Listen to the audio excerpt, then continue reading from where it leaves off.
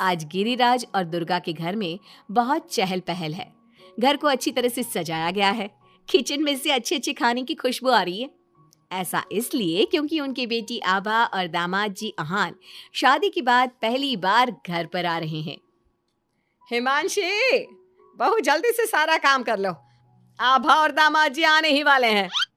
कुशल बेटा, तुम सारा सामान तो ले आए हो ना? और काजू कतली लाए हो या भूल गए? दामाद जी को बहुत पसंद है।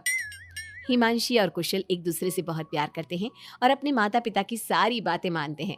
लेकिन जब से कुशल की बहन आभा की शादी हुई है, मानो उसके माता पिता के लिए उनका दामाद ही सब कुछ है।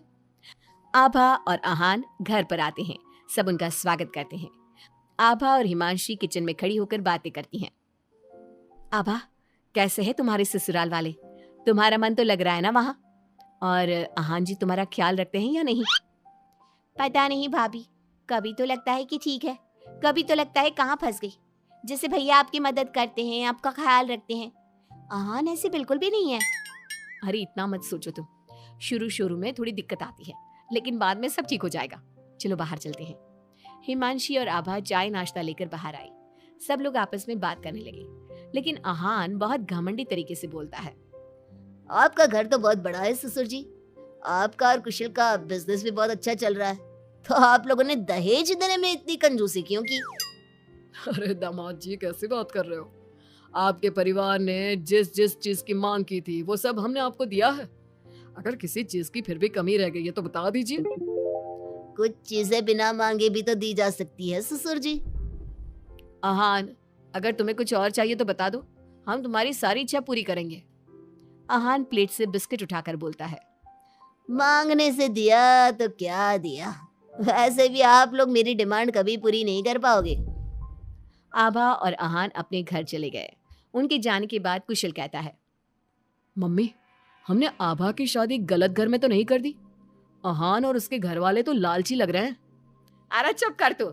दामाद ऐसे ही होते हैं, तेरी तरह नहीं कि तूने अपने ससुराल वालों से कुछ नहीं लिया और हर समय अपनी पत्नी से चिपका रहता है। ऑफिस से थका हारा आता है और अपनी पत्नी के साथ घर के कामों में मदद करता है। मम्मी, दहेज लेना तो गलत बात है ना? और हमारे पास किस चीज की कमी है? मैं अगर हिमांशी का घर के काम में हाथ बटाता हूँ तो वो भी मेरा ऑफिस का बहुत सारा काम करती है। इसमें बुरा क्या है? पति पत्नी को एक दूसरे की मदद करनी चाहिए। बेटा, किसी चीज की कमी तो अहान के घर पर भी नहीं है, लेकिन फिर भी हमने उसे दहेज दिया ना।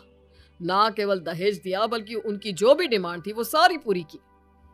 और उसने क्या किया? आपके और मम्मी के सामने ताने सुनाकर चला गया।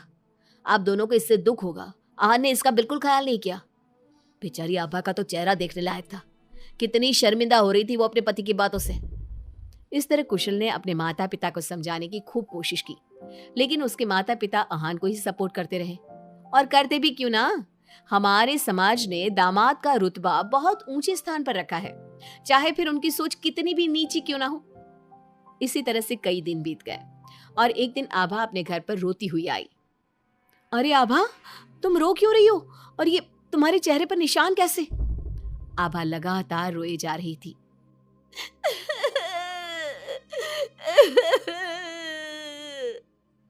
अरे बता मेरी बच्ची, क्या हुआ है तुझे?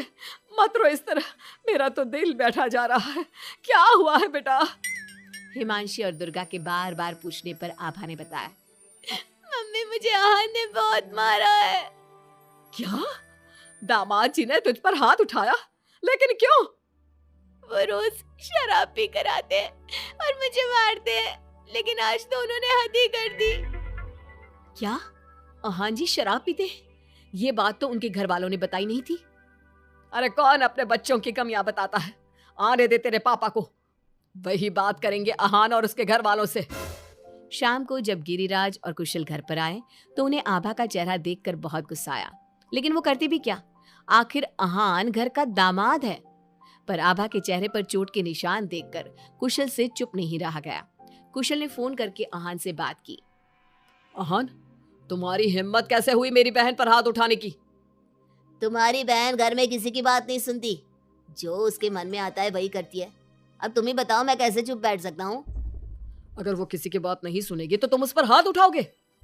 मैं तुम्हारी तरह नहीं कि अपनी पत्नी के पीछे पीछे घूमता रहूं। अगर तुम्हारी बहन जरा भी टेढ़ी चली ना तो मैं उसे इसी तरह से मारूंगा। ये बोलकर आहान ने फोन काट दिया। ये सुनकर कुशल को बहुत गुस्सा आया। कुशल ने कहा, अब आभा अपने ससुराल नहीं जाएगी। आपने उसकी शादी गलत इंसान से कर दी। वो आदमी आभा के लायक ही नहीं है। अरे पागल हो गया है क्या? अपनी शादीशुदा बहन को घर पर बिठाएगा? लोग क्या कहेंगे? मम्मी, आपको अपनी बेटी की चिंता है या लोगों की? आहान हमारा दामाद है और घर में छोटे मोटे झगड़े तो होते ही रहते हैं। हमें इन बातों पर ध्यान नहीं देना चाहिए। हम आहान के माता पिता से बात करेंगे।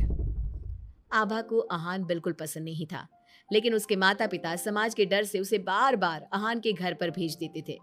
इस बार भी आभा को अपने ससुराल जाना पड़ा। एक दिन हिमांशी की तबीयत खराब हो गई तो उसने घर का काम नहीं किया। तबीयत खराब होने का बहाना बनाकर सुबह से लेटी है। तुझे इस घर में जितना आराम मिला है ना, दुनिया में किसी बहू को कहीं इतना आराम नहीं मिला होगा। तेरा तो पति भी तेरे साथ काम कराता है। देख मेरी आभा को, बेचारी कितना पीटती है अपने पति से और सारे घर का काम खुद ही करती है। शाम को जब कुशल घर आता है तो हिमांशी उसे सारी बात बताती है। तुम मम्मी की बात का बुरा मत माना करो। मम्मी चाहती है कि मैं उनके निकम्मे दामाद की तरह बन जाऊं, जो अपनी पत्नी की बिल्कुल भी इज्जत नहीं करता। लेकिन मैं ऐसा नहीं बन सकता। कुशल ने हिमांशी का बहुत ख्याल रखा और वो जल्दी ही ठीक हो गई। वहीं आहान आभा के साथ बहुत बुरा बर्ताव करता था। आभा के माता पिता ना तो आभा की बात सुनते और ना ही कुशल की। एक दिन आहान किसी काम के सिलसिले में शहर से बाहर गया हुआ था। वो जिस होटल में रुका था वहां उसे आहान दिखा। अरे ये तो आहान लग रहा है, मगर इसके साथ ये लड़की कौन है? कुशल ने वहां कुछ लोगों से पूछताछ की तो उन्होंने बताया, ये तो अक्सर इस होटल में अलग अलग लड़कियों के साथ आते हैं, लेकिन आप ये सब क्यों पूछ रहे हो? कुशल बिना कुछ बोले वहां से चला जाता है और घर आकर सभी को ये बात बताता है। लेकिन उसके माता पिता को तो इस बात से भी कोई फर्क नहीं पड़ा। अरे बेटा, इस बात को यहीं खत्म कर दो। हम आहान से क्या कह सकते हैं? आखिर वो हमारे घर का दामाद है।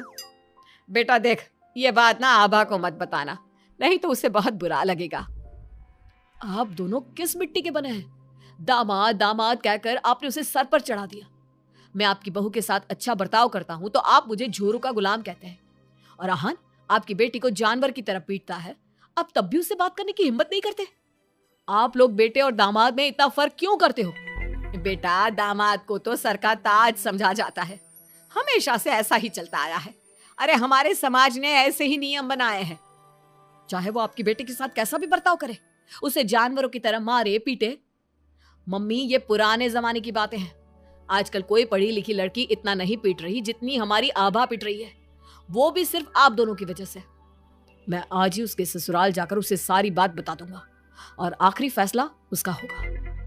कुशल और हिमांशी आभा के पास जाकर उसे आहान की सारी सच्चाई बता देते हैं। आभा अपने भाई के साथ आ जाती है। घर आकर वो अपने पति को तलाक के पेपर भेजती है। हालांकि गिरिराज और दुर्गा अभी भी अपने दामाद के साथ है और तलाक के खिलाफ। उनको अभी भी समाज की चिंता है, बेटी की नहीं।